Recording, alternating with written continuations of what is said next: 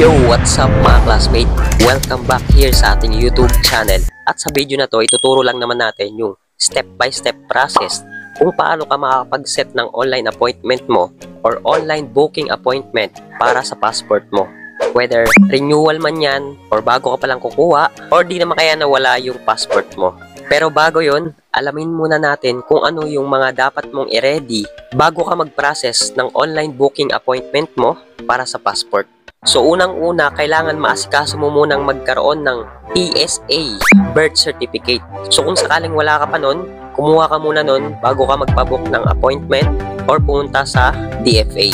And at the same time, kung sakaling wala ka pang government ID, especially kung estudyante ka, I highly suggest na kumuha ka muna ng government ID. So isa sa pinakamadaling makuha na ID is yung tax or TIN ID. Punta ka lang sa BIR kung wala ka pang ID, pwede mong gamitin yun. Tapos secondary na lang yung school ID mo kung sakaling estudyante ka. So ilalagay ko na lang sa screen kung ano-ano yung mga IDs na pwedeng gamitin kapag pupunta ka na. Kung ano yung mga pwedeng i-present na ID. Para naman sa mga married na babae, kailangan nyo rin magdala ng PSA, ng original PSA marriage certificate. So lahat ng nabanggit ko na kailangan mong dalhin or i-present kapag nandun ka na sa appointment, ay dapat meron kang photocopy or Xerox. So malinaw na tayo kung ano yung mga kailangan mo i-prepare bago ka pumunta sa appointment or makapag-set ng online appointment mo. And now, magpuproceed na tayo kung paano naman mag-set ng online appointment or paano makakuha ng online appointment para sa passport mo. Video tutorial, pasok! So ang unang-unang gagawin mo, magpunta ka sa Google at i-search mo yung passport.gov.ph.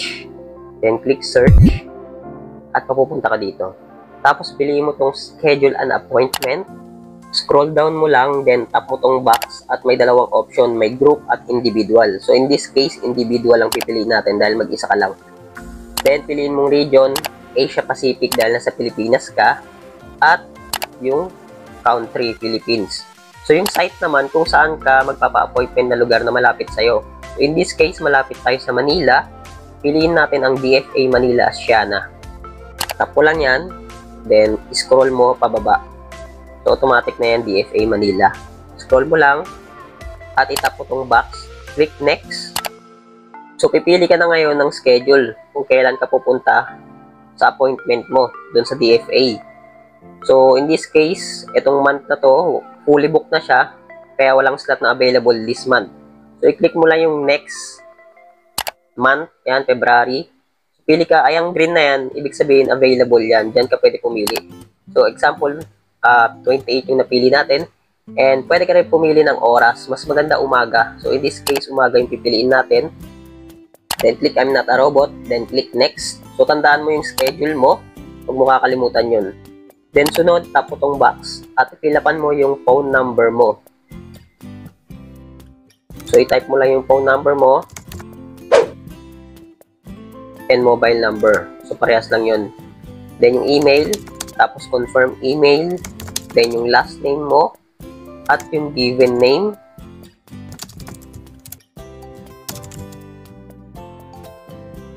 Then yung middle name at yung birth date mo, yung month, day, saka year. Yan. Tapos yung gender mo at yung civil status. Yan. In this case, single. At saka yung birth legitimacy. So, legitimate yung piliin natin. Saka yung country. Tapos yung province kung saan ka nakatira. So, in this case, Cavite tayo. At yung city, municipality. Yan. Tapos click next kapag okay na. Then, pilipan naman natin yung father's information, yung last name, given name, at middle name. Then, country. At susunod, yung mother's information naman. Maiden last name ng mama mo. Yan. Tapos, yung given name niya, at yung maiden middle name. Tapos, yung country. Kapag okay na, click next. Then, pipili ka na ng application type kung bago ka palang ba kukuha or renewal ba yung kailangan mo, or lost passport, kung nawala yung passport mo. So in this case, renewal tayo. So since renewal siya, itatype mo yung old passport number mo, copy mo lang yun at i-type dito. Then yung date issue, kung kailan siya in-issue, lalagay mo dito. Basically nakakalagay sa ano mo yun, sa passport mo. I-type mo lang month, day, year. Then yung issuing authority, syempre sa Manila, DFA Manila natin kinuha yan. So sa basis of Philippine citizenship, ang ilalagay mo others, tapos itatype mo yung birth. Tapos itong foreign passport, click mo lang no. Tapos emergency contact person, lagay mo yung buong pangalan niya at yung contact number niya. Kapag okay na, click mo lang next. Tapos, ilalagay mo na yung buong address mo, yung kumpletong address mo. Dito sa current address. Tapos, ilagay mo lang yung city. Then, yung province, state. Then, yung occupation mo. I-type mo lang kung anong trabaho mo. Then, kapag okay na, kahit hindi mo napilapan yung office number, proceed ka na kagad sa next. At dito, pwede mo nang i-review yung mga pinilapan mong personal information mo kung tama ba lahat. So, i-review mo muna para kung may mali, pwede kang mag-back at i-edit mo. So, scroll down mo lang sa pinakadulo para ma-review mo isa-isa. At kapag nandito ka na, pindutin mo tong I'm not a robot and then itap mo tong box, then click confirm. So, dito pipili ka na ng processing, kung regular or special. Saka ng mode of payment. Merong e-payment via Maya or debit credit card or over the counter. So, suggestion ko or suggested is over the counter para makapagbayad na kagad tayo via GCash. So, in this case, regular yung pipiliin natin. Tapos, yung mode of payment over the counter. Tapos, piliin mo lang tong pick up. Tapos nakalagay na dito yung address kung saan mo siya pipick upin after ng appointment.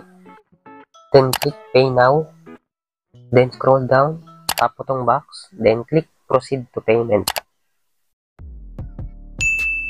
Then makikita mo na yung total na babayaran mo. Tapos may marireceive kang email which is yung pinaka-reference number na gagamitin mo pang bayad sa GCash. So hindi pa ito yung booking appointment mo. Copyin mo muna yung reference number. Punta ka sa GCash, pagka-copy mo, then login ka sa GCash, pindutin mo tong bills, click government, hanapin mo ang DFA, tapos i-type mo yung total amount na babayaran mo, then paste mo yung reference number na kinapi mo. I-type mo lang din yung contact number mo, at yung email address mo. Then, kapag okay na, click next. At kapag lumabas to, piliin mo tong no. Yan. So, bago ka mag-confirm, double check mo muna kung tama yung reference number. So, dapat walang mali dyan kahit yung isa. So, kapag na-confirm mo na tama na lahat, i-click mo na ngayon confirm. Tapos, saka mo palang marireceive sa email yung pinaka-booking appointment mo. I-check mo na ng email mo kapag napadala na. Then, pag na-check mo na, scroll down mo. Dito mo makikita kung saan mo ipiprint. Kung ano yung ipiprint mo pala. So, ito yung dalawa na yon. Itong files na to, PDF files. Ipaprint mo lang yan. Ayan yung ipipresent mo. Kasama ng mga requirements na nabanggit natin kanina. Basically, after ng biometric at pag-encode ng personal details ko sa mismong DFA Manila, Asiana, after 12 days kasi regular yung processing na napili natin, tsaka ko lang na-pick up yung passport ko dito sa location kung saan naka-address yung pick up location. Bale sa Double Dragon natin pinick up. So ayan, palabas tayo dahil nakuha na natin yung passport. So I hope na nasundan mo yung step-by-step tutorial na itinuro natin kanina. And kapag may katanungan ka, i-comment mo lang below at sasagutin natin yan. Kung may any request kang tutorial, i-comment mo na lang din.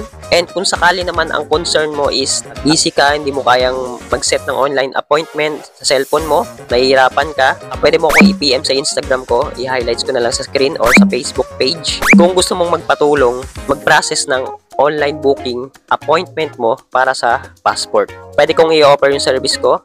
Pwede kitang tulungan doon sa part na yon. Kung gusto mo lang naman, sakaling busy ka, hindi mo kaya mag-process, pwede tayo mag-usap. PM mo lang ako sa Instagram or sa Facebook page. Pero kung kaya mo naman asikasuhin yun on yourself, basically sundan mo lang yung tutorial na itinuro natin. Very easy lang siya. So kung naging helpful tong video sa'yo at nanonood ka pa ngayon, don't forget to like this video at subscribe mo na yan kung hindi ka pa nakasubscribe dahil nag-upload tayo ng mga random tutorials or helpful tutorials consistently. Kaya kung gusto mo maging updated, mag-subscribe ka na at i-hit mo na rin yung notification bell icon para lagi kang updated. At merong video na lalabas sa screen maya-maya, baka interested ka rin, pwede mo rin siyang panoorin.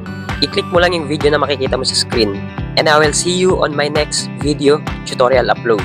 Bye-bye!